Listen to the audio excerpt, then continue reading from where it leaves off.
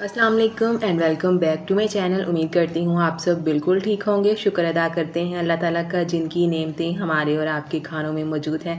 तो आज बनाते हैं बहुत ही खस्ता और क्रिस्पी बहुत ज़्यादा लेयर वाले नमक पारे जो कि बहुत ज़्यादा टेस्टी बनते हैं।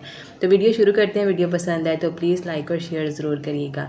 तो सबसे पहले यहाँ पर एक बॉल के अंदर मैदा ऐड करेंगे जो कि एक बड़ा कप मैंने लिया है चाय वाला। इसको पहले अच्छे से छान लेना है और इसके बाद इसमें आधा चम्मच नमक ऐड करना है और 1 टीस्पून इसमें चीनी ऐड करनी है। आप पिसी हुई चीनी भी ऐड कर सकते हैं और इसके बाद हमने 3 चम्मच इसमें मेल्टेड घी ऐड करना है और इसके बाद हमने हाथों की मदद से अच्छी तरह इन सभी चीज़ों को मिक्स कर लेना है इस तरह से। ये देखिए आटे के अंदर सभी चीज़ें अच्छे से मिक्स हो चुकी हैं। अब इसके अंदर हमने पानी ऐड करते हुए इसको अच्छे से गूंद के तैयार कर लेना है। एक नॉर्मल चाय वाला कप जो होता है वो मैंने पानी का लिया और उसका तीसरा हिस्सा पानी का इसमें इस्तेमाल किया है। तो यहाँ पर आटा अच्छे से गूंद चुका है। बहुत ही अच्छी सी डो हमारी बनके तैयार हो चुकी है। थोड़ी टाइट और सॉफ्ट सी डो हमने बना के इस तरह से तैयार करनी है। अब इसके ऊपर थोड़ा सा ऑयल या घी लगा के हमने इसे 15 मिनट के लिए कवर कर देना है। 15 मिनट इसको इसी तरह से हमने कवर करके एक साइड पे छोड़ देना है और दूसरी तरफ यहाँ पर एक बर्तन के अंदर मैंने 1.5 चम्मच घी लिया है और 1 चम्मच इसमें मैदा ऐड करके इसको हमने अच्छी तरह से मिक्स करके इसका पेस्ट बना लेना है इस तरह से। अब इसको भी साइड कर लेंगे और दूसरी तरफ यहाँ पर डो हमारी अच्छे से तैयार हो चुकी है। इसको 15 मिनट रखना बहुत ज़रूरी है। इससे ना इसके अंदर बहुत ही अच्छी सी लचक आ जाती है। अब फिर से तकरीबन 1 मिनट तक हमने हाथ की मदद से इस तरह इसको गूंद लेना है अच्छे से और यहाँ पर आप देख सकते हैं कितना अच्छे से ये डो हमारा तैयार हो चुका है। अब इसको 2 बराबर हिस्सों में हमने इस तरह से इसके 2 पेड़े बना लेने हैं और एक पेड़े को इसी तरह से कवर करके रख देना है और दूसरा पेड़ा इस तरह से काउंटर के ऊपर रखेंगे और इसकी एक बड़ी रोटी बेल के तैयार कर लेंगे। तो रोटी को बेलते वक्त हमने खुशके का इस्तेमाल बिल्कुल नहीं करना। काउंटर और बेलन के ऊपर हमें थोड़ा सा घी या ऑयल लगा के इस तरह से एक बड़ी रोटी बना के तैयार कर लेनी है। इसके बाद हमने जो घी और मैदे का पेस्ट बनाया था उसको हाथ के साथ पूरी रोटी पे अच्छे से लगाएंगे और इसके बाद हमने खुश्क मैदा इस तरह से ऊपर से डस्ट करना है। इसके बाद हमने इस तरह से इसकी एक लेयर इस तरह से फोल्ड करनी है और इसके ऊपर दोबारा से हमने घी का पेस्ट लगाना है और फिर से हमने इसके ऊपर खुश्का डस्ट करना है। ये देखें इस तरह से। अब दूसरी लेयर भी बंद करेंगे और इसी तरह से फिर से इसके ऊपर पेस्ट लगाएंगे और दोबारा से खुश्क मैदा हमने डस्ट करना है। जितनी भी लेयर इसकी बंद करेंगे इसी तरह से पेस्ट और खुश्का लगा के हमने इसको बंद करते जाना है।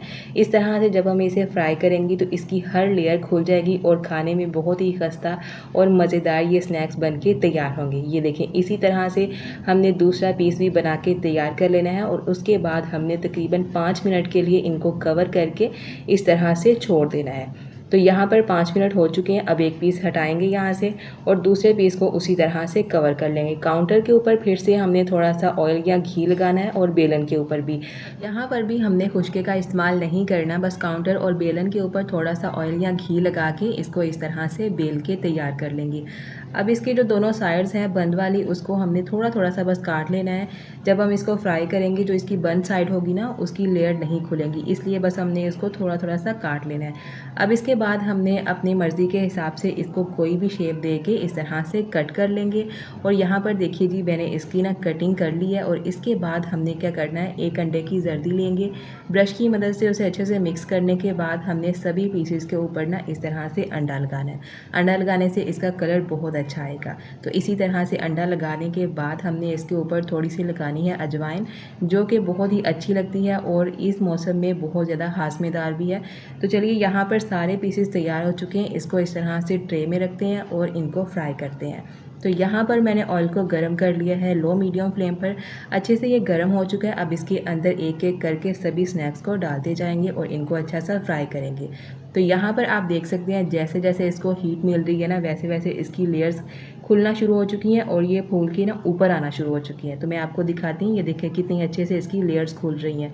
तो अब यहाँ पर हमने इसको अच्छा सा गोल्डन कलर आने तक फ्राई कर लेना है। अंदर तक ये अच्छे से पक भी जाए और ऊपर से इनका अच्छा सा गोल्डन कलर आ जाए तब तक हम इसे अच्छे से फ्राई कर लेंगे लो मीडियम फ्लेम पर। तो यहाँ पर आप देख सकते हैं बहुत अच्छा सा इसके ऊपर कलर आ चुका है।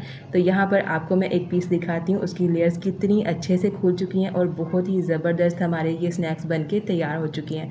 तो इनको एक स्ट्रेनर में इस तरह से निकाल के अंदर जितना भी एक्स्ट्रा ऑयल होगा हमने उसको अच्छे से निकालना है और उसके बाद इसको टिश्यू पेपर के ऊपर रखना है ताकि इनके अंदर जो और भी ऑयल है वो भी अच्छे से निकल जाए और ये ठंडे भी हो जाएं। तो सेम उसी तरीके से हमने बाकी के स्नैक्स को भी फ्राई कर लेना है, बिल्कुल उसी तरह से लो मीडियम फ्लेम के ऊपर अच्छा सा गोल्डन कलर आने तक। तो यहाँ पर आप देख सकते हैं हमने सभी स्नैक्स को फ्राई कर लिया है, जो कि बहुत ज़्यादा मज़े के क्रिस्पी और खस्ता बनके तैयार हुए। आप यहाँ पर चेक भी कर सकते हैं, इनका साउंड सुन सकते हैं, ये कितने खस्ता और कितने क्रिस्पी बनके तैयार हुए हैं। इनकी एक एक लेयर नज़र आ रही है, बहुत ही मज़े के बने हैं। इनको ट्राई ज़रूर करिएगा और चाय के साथ ज़रूर इंजॉय करिएगा। तो जो आप बाज़ार से नमक पारे लेके आते हैं ना, आप उनको भी भूल जाएंगे। आज की हमारी रेसिपी कंप्लीट हो चुकी है। उम्मीद करती हूँ आपको रेसिपी पसंद आई होगी। पसंद आए तो लाइक शेयर और कमेंट ज़रूर करिएगा। फ्रेंड्स और फैमिली मेम्बर के साथ भी ज़रूर शेयर करिएगा। तो मिलते हैं एक और वीडियो में, तब तक के लिए अल्लाह हाफिज़।